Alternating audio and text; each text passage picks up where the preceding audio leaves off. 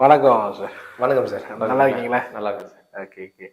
ரொம்ப நன்றி உங்களுடைய நேர்காணல எங்க ஈரேட் டிவி பிசினஸ் குடுத்ததுக்கு. ஆக்சுவலி வந்து பார்த்தீங்கன்னா, பொதுவா அந்த ஸ்டாக் மார்க்கெட் பத்தி நெறைய விஷயங்கள் நம்ம அனலைஸ் பண்ணி போட்டுருக்கோம். பட் உங்கள பத்தி சில விஷயங்கள் நம்ம கேள்விப்பட்டோம். ஸ்டாக் மார்க்கெட் நெறைய ஏர்ன் பண்ணிட்டு இருக்கிறீங்க அப்படிங்கிறது. ம். அதுக்கு முன்னாடி நீங்க என்ன ஏர்ன் பண்ணீங்க? எவ்வளோ சம்பாதிக்கிறீங்கன்றத தாண்டி, முதல்ல ஸ்டாக் மார்க்கெட்ல வந்து ப்ராஃபிட்ட மட்டுமே பார்க்க முடியுமா? ம். அது சாத்தியமா? ஆனா இன்னைக்கு நெறைய பேரு 95% லாஸ் ஆறாங்க அப்படின்னு சொல்றாங்க. ஸோ நீங்க எத்தன வருஷமா ஸ்டாக் மார்க்கெட்ல இருக்கிறீங்க? என்ன எப்படி பார்த்துட்டு இருக்கீங்க? நம்ம வந்து ஆரம்பிச்சு ஒரு 6 வருஷம் ஆகுதுங்க. ஒரு 6 ஆ, வருஷமா வந்து பண்ணிட்டு இருக்கு. நீங்க பண்ணிட்டு இருக்கிறீங்க 6 ஆமா, ஆமா. வருஷமா? 6 இயர்ஸா வந்து பண்ணிட்டு இருக்கோம். ம். கண்டிப்பாவே நீங்க சொன்ன மாதிரி 95% வந்து எல்லாருமே லாஸ்ல தான் இருக்கிறாங்க. சரி. பெரும்பான்மையாவே. நிறைய விஷயங்கள் இருக்குது. ஏன்னா நம்ம எந்த ஒரு ஒரு பிசினஸ் பண்ணனாலும் வந்து அது நம்ம நாலேட்ஜ் இல்லாம போ முடியாது. அத வந்து நம்ம ஒரு ஒரு கரியரா எடுத்து, ஒரு ப்ரொஃபஷனா எடுத்து பண்ணும்போது கண்டிப்பா எல்லாமே சாத்தியமா இருக்கும். இன்னொரு விஷயம் சொன்னீங்க. ப்ராஃபிட்டபிளா பண்ண முடியுமா? இல்ல எல்லாமே வந்து சாத்தியமானா, கண்டிப்பா சாத்தியமான ஒரு விஷயம் இல்ல தான். பொதுவா நெறைய வீடியோஸ் நம்மளே பார்த்துருக்கோம் YouTubeல. நெறைய சாத்தியம் லாஸ்ட்ல ப்ராஃபிட்லயே பண்ண முடியும்னு சொல்றவங்க நெறைய பேர் இருக்கிறாங்க. ஸோ நீங்களும் அந்த மாரி ஒரு பாயிண்ட்ட சொல்றீங்க. கண்டிப்பா. பார்க்குறவங்க தோணும் இல்லையா? நீங்க எப்படி ஆக்சுவலா நீங்க இந்த ஸ்டாக் மார்க்கெட்டுங்கிறது எப்படி நீங்க தெரிஞ்சுக்கிட்டீங்க? அதுக்கு என்னென்ன விஷயங்கள்லாம் பயிற்சி எடுத்தீங்க? இல்ல முதல்ல எனக்கு வந்து இந்த ஷேர் மார்க்கெட், ஸ்டாக் மார்க்கெட் அப்படின்னும்போது, நான் ஸ்கூல் படிக்கும்போது நான் வந்து 11த், 12த்லாம் படிக்கும்போது, என்னுடைய அந்த ஃப்ரெண்ட் சர்க்கிளோடயே அவங்க பிரதர்ஸ் இருப்பாங்க. அண்ணங்களா இருக்கிறாங்க. ஓகே. நான் வெளியில கொஞ்சம் ஏதாச்சும் அந்த கடைங்களுக்கு, இல்ல பேக்கரி அந்த மாதிரிலாம் போகும்போது என்ன பண்ணுவோம், அவங்க வந்து மொபைல் ஓப்பன் பண்ணிட்டு இருப்பாங்க. அப்ப இருந்தே தெரியும். ஆனா அவ்வளோ நாலேட்ஜ்லாம் கிடையாது. இப்போ ஒரு 6 வருஷத்துக்கு முன்னாடி தான் என்னுடைய ஒரு கசின் வந்து ஒருத்தர் சொல்லி, இவ்வளோ விஷயங்கள வந்து நெறைய நாலேட்ஜ் அப்சர்வேஷன் நெறைய இருக்குது.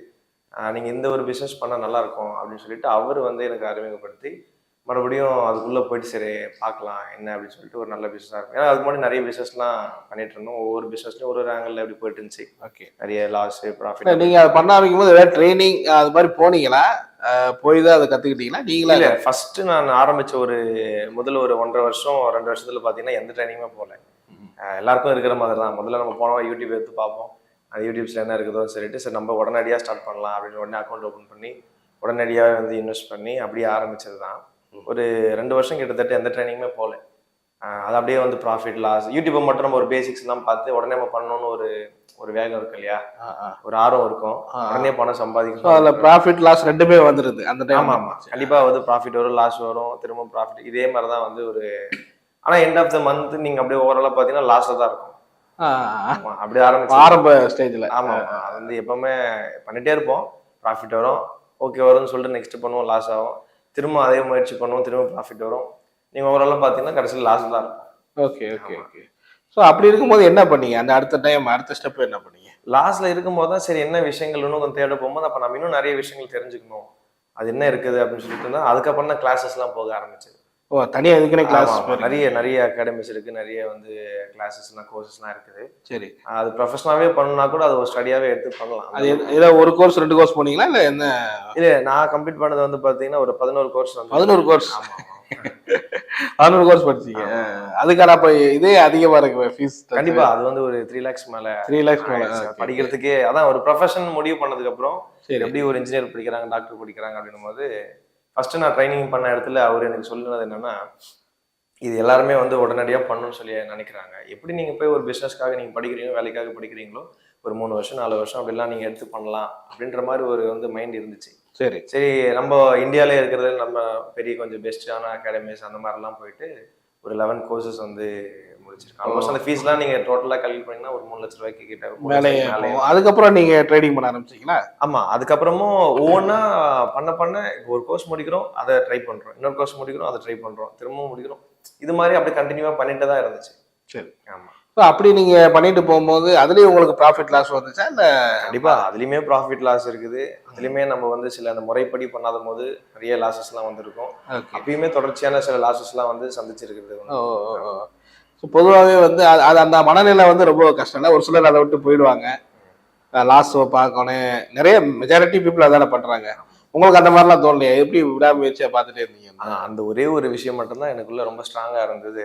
சரி, வழக்கமாவே ஒரு பிசினஸ்ல வந்து எல்லாமே வழக்கமா சொல்லுவாங்க. நீங்க எந்த தொழில் ஆரம்பிச்சாலும் குறைஞ்சபட்சம் ஒரு 5 வருஷமாச்சும் இருக்கணும்னு சொல்லி சொல்லுவாங்க. சரி. எல்லா பிசினஸுமே. உடனடியா ஒரு விஷயத்த ஆரம்பிச்சு, உடனடியா நம்ம வந்து குயிட் பண்ணிட்டு போறோம் அப்படின்னா, அது பெரிய அளவில் அது என்ன இருக்குன்னே தெரியாது. நஷ்டமோ அதை வந்து சக்ஸஸ் பண்ணுறாங்களோ, குறைஞ்சபட்சம் ஒரு 5 வருஷம் இருந்தால் தான் அதில் வந்து சக்ஸஸ் பண்ண முடியும்ன்றது சொல்லுவாங்க. அந்த விஷயம் எனக்கு ரொம்ப மனசில் பதிஞ்ச ஒரு விஷயம். இன்னொன்று, இருக்க இருக்க லாஸ் பண்ணாலும் இதில் இன்னும் நம்ம என்ன கற்றுக்கிட்டு இதில் எப்படி நம்ம வந்து எழுந்து நிற்கணுன்றது தான் யோசனை தவிர, விட்டு போயிடலாம் அவ்வளோதான் முடிஞ்சிருச்சு அப்படின்ற மாதிரி யோசனைகள் வந்தது. அதனால தான் ஒரு கோர்ஸ் இருந்தாலும் அடுத்தடுத்து அப்படியே ஒரு 11 கோர்ஸுக்கு எடுத்துகிட்டு போனதுக்கான ரீசனும் அதுதான். ஓ, ஓகே. இந்த மாதிரி போயிட்டு இருக்கும்போது உங்க லைஃப்ல வேற என்ன இதாகுது? இந்த ஷேர் மார்க்கெட்ல என்ன பண்ண ஆரம்பிச்சீங்க? இல்ல ஏதாவது நீங்க ப்ராஃபிட் வர்ற மாதிரியான விஷயங்களை கண்டுபிடிக்க ஆரம்பிச்சீங்களா, இல்ல எப்படி பண்ணீங்க? ஆமா. இப்போ என்னன்னா ஒவ்வொரு தனித்துவமா இப்போ 11 கோர்ஸ் நான் கத்துக்கிட்ட இடத்துல பார்த்தீங்கன்னா, ஒவ்வொருமே ஒரு ஒரு ஸ்டாண்டர்ட்ல இருக்கிறாங்க. எல்லாருமே அந்த விஷயத்த வந்து சாதிக்கிறாங்க, சக்சஸ் பண்றாங்க. சாதனைலாம் கிடையாது. அட்லீஸ்ட் நம்ம தேவைக்கு ஏதாச்சும் ஒரு நம்ம ஒரு ஒரு வருமானம் தான் இல்லையா? ஒரு வேலை செய்றோம். அதுக்கு நமக்கு தேவையான விஷயங்கள் வரும்னு சொல்லி பார்க்குறோம். அப்போ ஒவ்வொருத்தருமே ஒவ்வொரு நிலையில நிக்கிறாங்க. அந்த ஆங்கிள்லயும் பார்க்குறோம். ஏதோ சில விஷயங்கள் நிறைய கத்துக்கிறோம். இப்ப நாம வந்து இன்னும் நம்ம வந்து நிறைய உள்ள போக போக நம்மளே சில விஷயங்கள்லாம் புரிஞ்சுக்கிற மாதிரி நமக்குன்னு ஒரு அனுபவம் வரும். ஓகே. கரெக்ட்டுங்களா? அந்த இத்தனை வருஷங்கள் படம் நமக்குன்னு ஒரு அனுபவங்கள் வரும். இதுல நான் பார்த்த விஷயம் என்னன்னா, இந்த 11 விஷயத்தையுமே சேர்த்தா எப்படி இருக்கும்? ஒவ்வொரு விஷயங்கள் ஒவ்வொன்று இருக்குது. இந்த ஒண்ணுக்கு ஒண்ணு ஒரே ஒரு விஷயத்த பண்றதை விட, இன்னும் ஒரு 2, 3 விஷயத்த சேர்த்து பார்த்தா, இன்னும் நம்ம அதுக்கு அட்வான்ஸ்டா போகலாம் இல்லையா? இன்னும் ஒரு கிளாரிட்டி கிடைக்கும், இன்னும் ஒரு கன்ஃபர்மேஷன் கிடைக்கும். அந்த மாதிரி விஷயங்கள் நிறைய பார்க்க ஆரம்பிக்கும் போது தான் கடைசியில வந்து எனக்குமே ஒரு ஒரு புதிதா ஒரு ஒரு புதுசான ஒரு அனுபவம் கிடைச்சது. அதிலேயே ஒரு விஷயம் தனித்துவமாவே நம்மளாலவே ஒரு விஷயத்த உருவாக்கவே முடிஞ்சது. ஓ, பொதுவா சில ஃபைனான்ஸ் கன்சல்டன்ட் இவங்கலாம் என்ன சொல்றாங்கன்னா, இன்வெஸ்ட்மெண்ட்ல நீங்க பண்ணுங்க. ஸ்டாக் மார்க்கெட் இன்வெஸ்ட்மெண்ட் போடுங்க. ஸ்டாக் குறையும் போது இன்வெஸ்ட்மெண்ட் பண்ணுங்க. அதிகமாகும் போது வீங்க. அது மாதிரி பார்த்து அதை அனலைஸ் பண்ணுங்க. இந்த ட்ரேடிங்கிறது எப்பயுமே ஒரு ரிஸ்க் தான். டெய்லி ட்ரேடிங்லாம் பண்றது ரிஸ்க் தான் அப்படிங்கிறது சொல்றாங்க. உங்களுடைய கருத்து? கண்டிப்பா ஒவ்வொருத்தருடைய மனநிலை பொறுத்து தான் இருக்குது. இன்வெஸ்ட்மெண்ட் பண்றது சேஃப்னும் போது அது எங்க என்னைக்கா இருந்தாலும் ஒரு நேரத்துல நமக்கு வந்து அது வந்து லாபத்தை கொடுக்குன்ற ஒரு மனநிலை ஒருத்தருக்கு இருக்கு. சில பேருக்கு ட்ரேடிங் ரிஸ்க்னா அது மனநிலை சம்மந்தப்பட்டதான்னு தவிர, எத்தனையோ பேர் இன்வெஸ்ட்மெண்ட் பண்ணி இன்னுமே கூட வந்து லாஸ்லயே இருக்கிற 15 வருஷம் 20 வருஷமால இருக்கிறவங்க இருக்கிறாங்க. ஸோ அந்த ஷேர் வந்து ஏறாமே ஷேர் வந்து இன்வெஸ்ட் பண்ண அந்த ஸ்டாக் ஏறவே ஏறாம இன்னும் போயிட்டு இருந்து கடைசியில் அது வந்து மூடுற அளவுக்குலாம் வந்து ஸ்டேஜஸ் இருக்காங்க. ட்ரேடிங்லயும் பார்த்தீங்கன்னா அதுலயுமே நல்ல அந்த ஒரு விஷயங்களை தெரிஞ்சுட்டு அவங்க அது தேவையான அளவுக்கு அவங்க சம்பாதிக்கிற விஷயங்களும் இருக்கிறாங்க. ஓகே. அது மாதிரி வந்து இந்த ட்ரேடிங்ல சம்பாதிக்கிறவங்க ரொம்ப குறைவு தான் அப்படிங்கிறது இப்போ ஜிரோதாவுடைய ஆக்சுவலி ஓனர் வந்து சொன்ன ஒரு இதில் இந்த ட்ரேடிங்ல சம்பாதிக்கிறவங்களே ரொம்ப குறைவு தான். அது 95% லாஸ் ஆயிடுறாங்க அப்படி. ஒரு 5% தான் ப்ராஃபிட்டே பார்க்குறாங்க. அந்த கேட்டகரியில நீங்க உங்களுடைய மெத்தடாலஜி இருக்கா எப்படி ஆக்சுவலி? இல்லை கண்டிப்பா அது அவங்களுடைய நடக்கிற உண்மைகள் தான் அவங்க சொல்றாங்களே தவிர இன்னும் நான் 95%ன்றத நீங்க தனிப்பட்ட முறையில் கேட்டீங்கன்னா 98 99% அவ்வளவு தூரம் இது கூட. அது ஏன் பண்ண முடியுது அப்படி இல்லைன்னா பணம்னு சொன்னாலே எல்லாருக்கும் அந்த ஒரு மனநிலை மாறிடும். இது நம்ம ஈஸியாக சம்பாதிக்கிறோம், ஈஸியாக பண்ண முடியும், இன்னைக்கு இருந்து இவ்வளோ பண்ணலாம்னு சொல்லிட்டு அந்த வேகமும் ஆர்வமும் ஆசைகள் அதிகமாக உடனடியாக பண்ணணும், அதிகமாக சம்பாதிக்கணும், உடனடியாக வந்து பணக்காரனாக இந்த மாதிரி ஆசைகள் இருக்கிறதுனால தான் வர்ற லாபத்தை கூட இழந்து போயிடுறாங்க. ஆமா. பட் ஆனா நான் வந்து உங்கள்கிட்ட ஓப்பனா கேட்கறது வந்து என்னன்னா, உங்க ஸ்டேட்மெண்ட்லாம் நீங்க நம்மகிட்ட காட்டினீங்க, அதை கூட பேசலாம் நினைக்கிறேன். பட் 1.5 லட்ச ரூபா நீங்க இன்வெஸ்ட் பண்ணி 1.80 பண்ணி கிட்டத்தட்ட ஒரே மாசத்துல 6 லட்ச ரூபா கிட்ட ப்ராஃபிட் பார்த்துருக்கிறீங்க. பட் இதெல்லாம் பார்த்தா ரொம்ப ஆச்சரியமாவும் இருக்கு, அதிசயமாவும் இருக்கு. எப்படி இது ஏதோ ஃப்ளூக்ல நடந்த அப்படிதான் அதாவது தெரியுது. நீங்க ஆச்சரியமா அதை பத்தி சொல்லுங்க அந்த விஷயங்கள். அதான் முன்னாடி நம்ம சொன்ன மாதிரி இது வந்து எடுத்த உடனே பண்ண விஷயங்கள் கிடையாது இல்லையா? கிட்டத்தட்ட ஒரு 6 வருஷமான விஷயங்கள். ஓகே. எவ்வளோ வந்து நம்ம லாஸ்ட் நிறைய கத்துக்கிட்ட விஷயங்கள்லாம் இருக்குது. அதை கத்துக்கிட்டாலுமே அதை நம்ம ஃபாலோ பண்ணி அதை டிசிப்ளினா ஒழுக்கமா பண்ணக்கூடிய விஷயங்கள் இருக்குது. அந்த ப்ராசஸை நம்ம என்ன கத்துக்கிட்டோமோ அதை நீங்க ப்ராசஸை நீங்க கரெக்டா பண்ணீங்கனாலே இப்போ இதை வந்து ஒரு நம்ம பண்ண மாதிரி ஒரு 1.5 லட்சத்தை வச்சு ஒரு மாசத்துல 6 லட்சம் பண்ண முடியுமா அப்படின்னா கண்டிப்பா பண்ண முடியும். இதோட பெரிய பெரிய பணங்கள்லாம் பண்ணியிருக்கிறாங்க. ஒரே மாசத்துல வந்து எத்தனையோ பர்சன்டேஜ் எல்லாம் வந்து எத்தனையோ மடங்குகள்லாம் பண்ணிட்டு இருக்கிறாங்க. ஆனா இது வந்து ஒரு லக்கோ ஒரு ஃப்ளூக்கோ அப்படின்னு வந்து சில பேர் வந்து யோசிக்கிறாங்க அப்படின்னா திரும்ப அடுத்து நம்மளால அது பண்ண முடியாம போகும். ஒரு முறை வரும், அடுத்த முறை லாஸ் ஆகும். ஏன்னா இது அப்படி கிடையாது. நம்ம என்ன கத்துக்கிட்டோமோ அதை நம்ம ப்ராசஸ் பண்ணிட்டே இருக்கிறோம். அது நமக்கு கொடுக்குது அந்த அந்த விஷயங்கள். நம்ம என்ன நாலேஜ் பிளஸ் அந்த டிசிப்ளின், இந்த மணி மேனேஜ்மெண்ட் நிறைய விஷயங்கள் இருக்குது. இதெல்லாம் நம்ம ஃபாலோ பண்ணும்போது அது ஒரு மாசமா இருந்தாலும் சரி, ஒரு வருஷமா இருந்தாலும் சரி, நம்ம நிரந்தரமா அதை வந்து பண்ண முடியும். ஓகே. ஆனா பொதுவா இங்க பாத்தீங்கன்னா ஒரு 1 லட்சம் போட்டு ஒரு 5 வட்டி 10 வட்டி அப்படின்னாலே இது ஆக்சுவலா அது லீகல்லே வராது, அவர் இல்லீகல் மாதிரி நீ அந்த வட்டியை வாங்குறதே வந்து. ஆனா 5000 10,000 ஒரு பெரிய விஷயமா.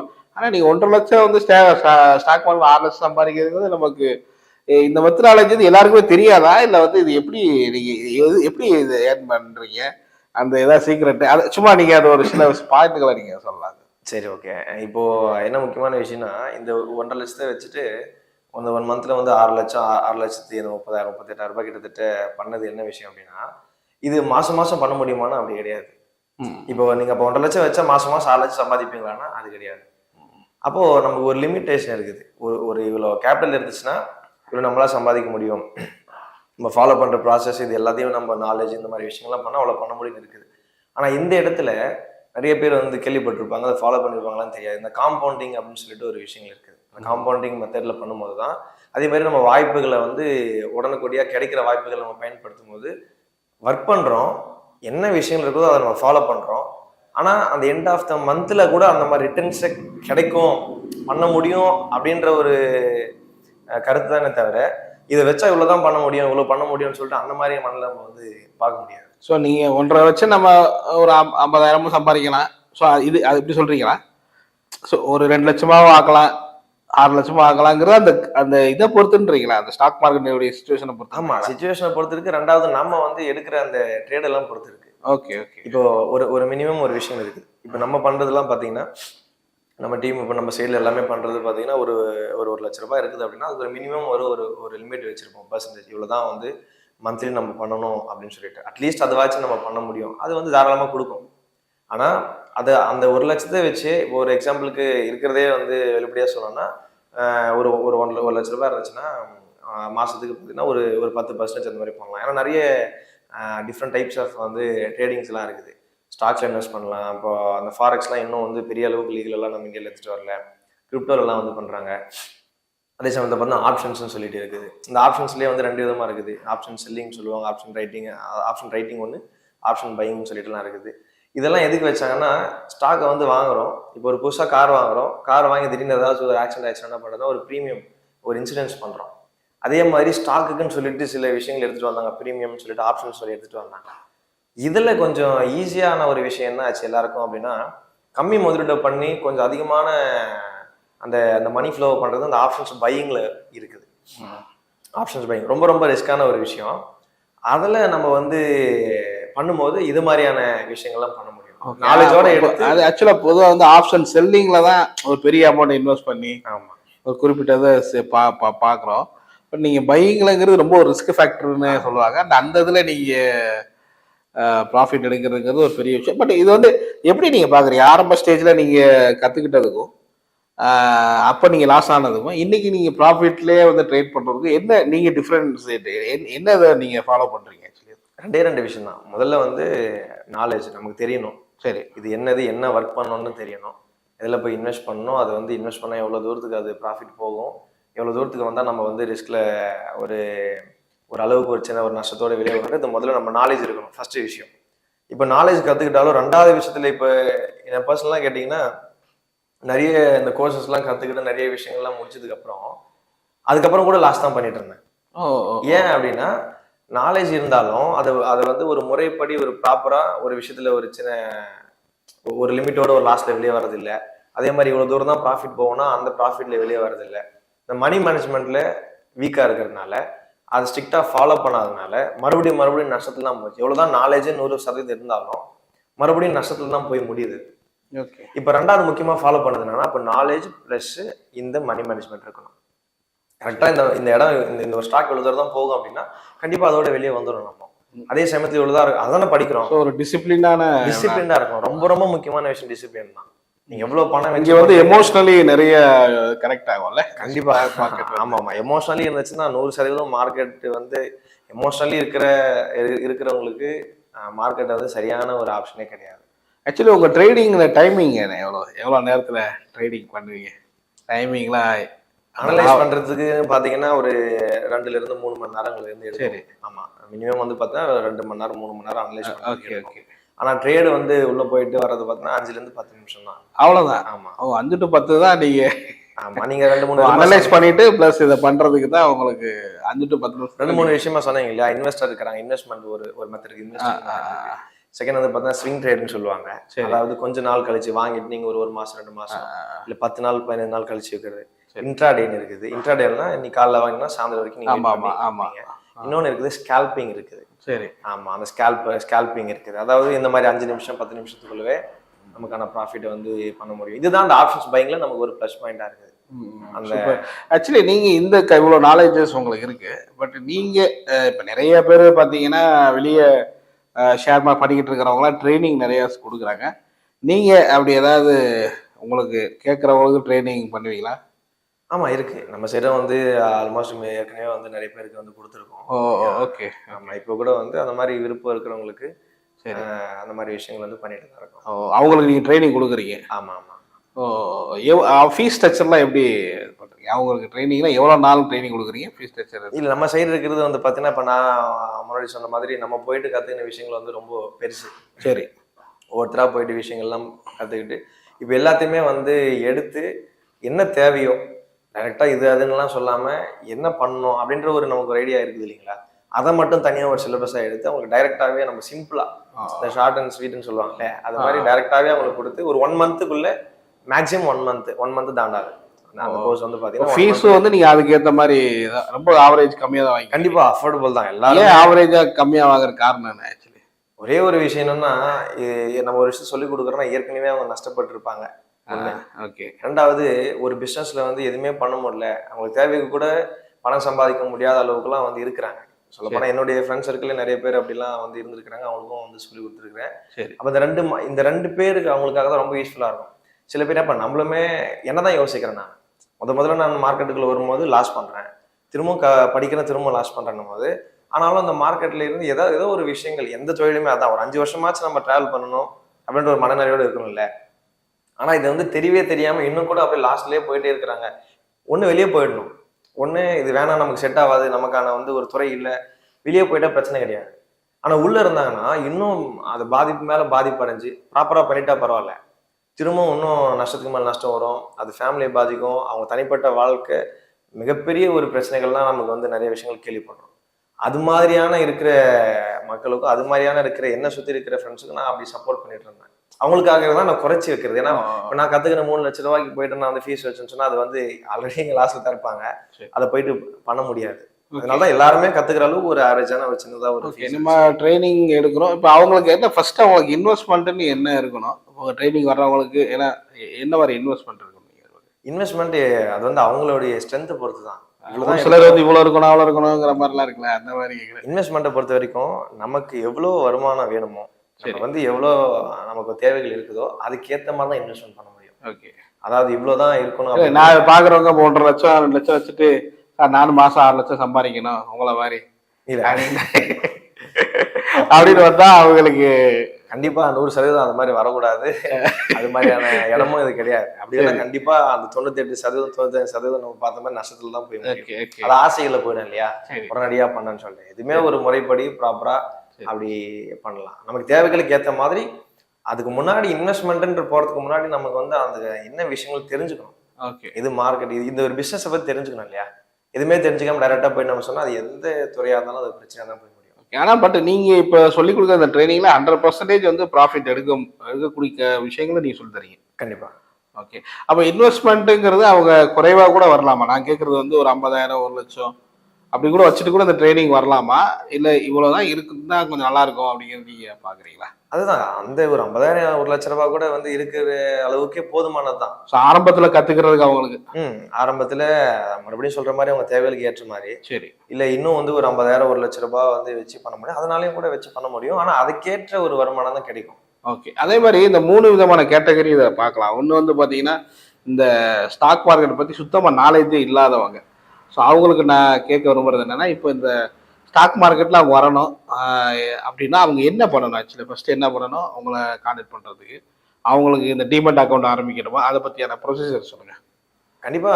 அதாவது இப்போ நம்ம ட்ரேடிங் பண்ணணும், இன்வெஸ்ட் பண்ணணும் அப்படின்னா ஏதாச்சும் ஒரு புரோக்கர் அக்கௌண்ட் கண்டிப்பா வேணும். டைரெக்டாக போயிட்டு நம்ம வியாபாரம் பண்ற மாதிரியான ஆப்ஷன் வந்து கிடையாது. சரி, ஏதாவது ஒரு புரோக்கரை ஒரு டிமெட் அக்கௌண்ட் ஓப்பன் பண்ணி எந்த ஒரு நல்ல புரோக்கரா பார்த்து அதில் நம்ம ஒரு அக்கௌண்ட் ஓப்பன் பண்ணி வச்சுக்கணும். சரி. அதுதான் ஃபர்ஸ்ட் ரொம்ப ஓகே. மேண்டேட்டரி. அது இருந்துட்டு நெக்ஸ்ட் வந்து நம்ம தெரிஞ்சுக்க ஆரம்பிக்கணும். இன்வெஸ்ட் பண்றதுக்கு முன்னாடி ஒரே ஒரு அது 10 ரூபாய் இருந்தாலும் சரி, எவ்வளவு இருந்தாலும் அது போறதுக்கு முன்னாடி முதல்ல நம்ம ஸோ தெரிஞ்சுக்கணும். உங்கள்கிட்ட ட்ரைனிங் எடுக்கணும். அது நீங்க பெர் டே வந்து எப்படி ஒரு ஹவர்ஸ்ன்னு கொடுக்குறீங்களா? இல்லை ஆக்சுவலி எப்படி கொடுக்குறீங்க? இப்போ 1 மந்த் ட்ரைனிங் கொடுக்குறீங்களா? அது எவ்வளோ நேரம், ஒரு நாளைக்கு இவ்வளோ நேரம் ட்ரைனிங்? நம்ம இப்போ பண்ணிட்டு இருக்கிறது வந்து பார்த்தீங்கன்னா ஆன்லைன்ல மட்டும்தான். சரி ஆமா, சரி முன்னாடி வந்து 2 ஆஃபீஸ் வச்சு டைரக்ட் கிளாஸஸ்லாம் வந்து பண்ணிட்டு சரி இருந்துச்சு. சரி. ஆமா, இப்போ வந்து ஆன்லைன்ல ஆன்லைன் மட்டும் தான் நீங்க ஆன்லைன்ல மட்டும் பண்றீங்க. தான் அப்போ பண்ணிட்டு எவ்வளோ நேரம் உங்களுக்கு ட்ரைனிங் கொடுக்குறீங்க? ஒரு 1.5 மணி நேரம் இருந்து ஒரு 2 மணி நேரம் 2 மணி வரைக்கும். நேரம். ஆமா. ஸோ இதுக்கு வந்து படிப்பு முக்கியமா? இந்த மாதிரி இப்படி படிப்பு இருக்கணும், அந்த நாலேஜ் அந்த மாதிரி இது முக்கியமா? படிப்பு வந்து அவ்வளவு முக்கியம்லாம் கிடையாது. ஒரு பேசிக் நாலேஜ் ஒரு வந்து சிஸ்டம் கம்ப்யூட்டர் யூஸ் ஆனால் ஓரளவுக்கு நம்ம இங்கிலீஷ் வாசிக்கிறது அப்படி சொல்லலாமா? இங்கிலீஷே வாசிக்க தெரியலனாலும் பிரச்சனை கிடையாது. அதாவது அது சிம்பிளா ஒரு 2 நாள்ல கூட கத்துக்கலாம். நம்ம ஒரு லேப்டாப் கம்ப்யூட்டர் யூஸ் பண்றோம், ஒரு ஃபோன் நம்ம பாக்குறோம் அப்படின்னா அந்த வச்சுன்னா ஒரு ஸோ பேசிக்கா அவங்களுக்கு ஒரு நல்ல ஒரு இது இருக்கணும்ல, சிஸ்டம் நல்ல ஒரு அப்படி எடுத்துக்கலாமா? மொபைல் கான்ஃபிகர் யூஸ் பண்ற மாதிரி இருந்தா போதும். யூஸ் பண்ணா அந்த மாதிரி இது பெரிய இருக்கும். அளவுல இல்ல, ஒரு ஸோ இப்போ இன்டர்நெட் வீட்டில் உள்ள உமன் வந்து இருப்பாங்க, நிறைய லேடிஸ்லாம் இருக்காங்க, அவங்க கூட இதை கற்றுக்க முடியுமா? இது எப்படிங்க? ஆமா, இன்னைக்கு நீங்க எடுத்து பாத்தீங்கன்னாலே பெரும்பான்மையா அவங்களாம் நிறைய கிளாஸஸ் எல்லாம் போறாங்க. இப்ப நான்லாம் போகும்போது ஓ அப்படியா? ஆமா, நிறைய எல்லா இடங்கள்லயுமே பாத்தீங்கன்னா அதிகமான இன்ட்ரெஸ்ட் வந்து வீட்டுல இருக்கிற ஹவுஸ் ஒய்ஃப்ஸும் சரி, சரி. இந்த பார்ட் டைம் ஜாப் பண்ற மாதிரி சரி, நிறைய பேர் வந்து இன்ட்ரெஸ்டா எடுத்து அதை லேர்ன் பண்ணிக்கிறாங்க. ஓகே. அதே மாதிரி 2வது கேட்டகரி வந்து பார்த்தீங்கன்னா ஆல்ரெடி பண்ணிக்கிட்டு இருப்பாங்க, அவங்களும் இதை பார்க்கலாம். பட் அவங்க சில ப்ராஃபிட் லாஸ் மாதிரி பண்ணிட்டு ஏதோ எந்த மெத்தட் கண்டுபிடிக்கலாம். ஸோ அவங்களுக்கு நீங்கள் என்ன அட்வைஸ் பண்ணுவீங்க? ஸோ உங்கள்ட்ட அப்ரோச் வர்றாங்கன்னா அவங்களுக்கு நீங்கள் என்ன மாதிரி விஷயங்களை சொல்வீங்க? யாரு அந்த மாதிரி விஷயங்கள் ஆல்ரெடி எக்ஸ்பீரியன்ஸ் இருக்கிறவங்க வரும்போது ஒரே ஒரு விஷயம், அவங்க இன்னொரு விஷயத்த பார்க்க போறாங்கனாலே அவங்க ஏதோ ஒரு விஷயத்த லாஸ்ட்ல இருக்கிறாங்கன்றதுதான் வந்து அர்த்தமே. சரி. நம்ம சைட்ல இருந்து அவங்களுக்கு கொடுக்குற ஒரு விஷயம் என்னன்னா, இது எந்த விஷயங்களை வேணா பண்ணலாம், ம். அதை ப்ராப்பரா ஒரு ஸ்ட்ரிக்டான வந்து ஒரு அந்த மணி மேனேஜ்மெண்ட்டோட பண்ணோம்னா அவங்க பண்ற விஷயத்துல கூட வந்து சக்சஸ் பண்ண முடியும். ஓகே. அதே மாதிரி வந்து 3rd கேட்டகரி வந்து ரொம்ப ஹியூஜ் இன்வெஸ்ட்மெண்ட் பண்றவங்க இருக்கும். ஒரு 20, 25 லட்சம், 50 லட்சம் அந்த மாதிரி. ஸோ அந்த மாதிரி ஆட்களும் உங்களை அப்ரோச் பண்ணலாமா? அந்த மாதிரி இதுல இந்த மெத்தட்ல கண்டிப்பா பண்ணலாம். இப்போ நம்ம வந்து இப்போ எடுத்துட்டு இருக்கிற விஷயங்கள் வந்து எப்படின்னா, ஒரு பிகினர் லெவல்ல சொன்ன மாதிரி ஒரு 50,000 கூட இல்லை, ஒரு 15,000 20,000 இருந்தே பண்ணக்கூடிய அளவுல இருந்து 25, 50 லட்சம் மட்டும் கிடையாது, எவ்வளவு க்ரோஸ்னாலும் வச்சு அதை ஹேண்டில் பண்ற அளவுக்கு கூட நம்ம வந்து சொல்லிக் கொடுக்கணும். இதை கத்துக்கிட்டா எவ்வளவு பெரிய பணத்தையும் கூட வந்து அதை இப்போ ஃபண்ட் மேனேஜர்லாம் படிக்கிறாங்க இல்லைங்களா, அது எல்லாத்தையுமே ஹேண்டில் பண்ற அளவுக்கு கூட பண்ண முடியும். ஓகே. ஸோ இந்த 3 கேட்டகரியில நீங்க தயாரா இருக்கிறீங்க. ஸோ அதே போல வந்து இந்த பார்க்குற இந்த வியூவர்ஸ், ஸோ அவங்க ஸ்டாக் மார்க்கெட்டுக்குள்ள வரணும், உங்களை அப்ரோச் பண்ணணும் அப்படின்னா வந்து அவங்களுக்கு நீங்க என்ன அட்வைஸ் பண்ணுவீங்க? என்ன மனநிலையில வரணும் நினைப்பீங்க? முதலாவது ஒரு விஷயம் அப்படின்னா, ஸ்டாக் மார்க்கெட்னாலே நீங்க யாரு போய் கேட்டாலும் என்ன பண்ணாலுமே அவங்களுக்கு வந்து ஒரு நெகட்டிவான ஒரு விஷயங்கள் தான் இருக்கும். அதே மாதிரி ஏன் அது நெகட்டிவா இருக்குன்னா, அது உண்மையான விஷயம் தான். அவ்வளோ பேர் நஷ்டம் அடைஞ்சிருக்கிறாங்க, அவ்வளோ பேருடைய வாழ்வாதாரம் பாதிப்படைஞ்சிருக்கிறதால அது வந்து ஒரு நெகட்டிவாக பார்க்கப்படுது. ஃபர்ஸ்ட் விஷயம், நம்முடைய தேவைகள் என்னன்றதை பார்க்கணும். நல்ல ஒரு தெளிவான ஒரு வேலை இருக்குது, நல்ல ஒரு விஷயங்கள் இருக்குதுன்னா அது போயிட்டே இருக்கலாம், உங்களுக்கு ஒரு நல்லபடியான ஒரு வேலை வருமானம் இருக்குது அப்படின்னு சொல்லிட்டு. அதே சமயத்தில் இல்லை, தனக்குன்னு ஒரு பிஸ்னஸ் பண்ணுறாங்க, நமக்குன்னு ஒரு விஷயத்த பண்ணணும் போது அவங்க வந்து ஸ்டாக் மார்க்கெட்டுக்குள்ளே வரலாம், அவங்க வந்து பண்ணலாம், ப்ராப்பர் நாலேஜோட எல்லாத்தையும் கற்றுக்கிட்டு ஒரு முறைப்படி பண்ணணும்னா வரலாம். 2வது, நமக்கு வந்து இந்த எமோஷ்னலி சில விஷயங்கள்லாம் இருக்கும். அதாவது நம்முடைய சில விஷயம் நம்மளால தாங்கிக்க முடியாது, எனக்கு வந்து நஷ்டம் பார்க்க முடியாது, அப்படிப்பட்ட மனநிலைகளுக்கு ஸ்டாக் மார்க்கெட் வந்து சரியானது கிடையாது. அதான் நான் முன்னாடியே சொன்ன மாதிரி இது வந்து எல்லா பிஸ்னஸ் எல்லாருக்குமே செட் ஆகாது. ஒரு பிஸ்னஸ் உங்களுக்கு செட் ஆகும், ஒரு பிஸ்னஸ் எனக்கு செட் ஆகும். மனநிலையை பொறுத்தது, நம்ம கொடுக்குற டைம், நம்ம கொடுக்குற இன்ட்ரெஸ்ட், இதெல்லாம் பொறுத்தது தான் வந்து எந்த பிஸ்னஸுமே அப்படிதான். அதே மாதிரி தான் இதுவும், இது எல்லாருக்குமானது கிடையாது. எல்லாத்தையும் தாண்டி அவங்களுக்கு வந்து ஒரு டிசிப்ளினோட, அந்த ஒரு நாலேஜோட, இப்படிப்பட்ட விஷயங்களோட பண்ணோம்னா அதை வந்து அவங்க தாராளமாக பண்ண முடியும். ஓகே. ரொம்ப நன்றி சார், உங்களுக்கு நேரத்தை ஒதுக்கி ஸ்டாக் மார்க்கெட் பற்றி நிறைய இன்ஃபர்மேஷன்லாம் ஷேர் பண்ணீங்க. ரொம்ப நன்றி. நன்றி.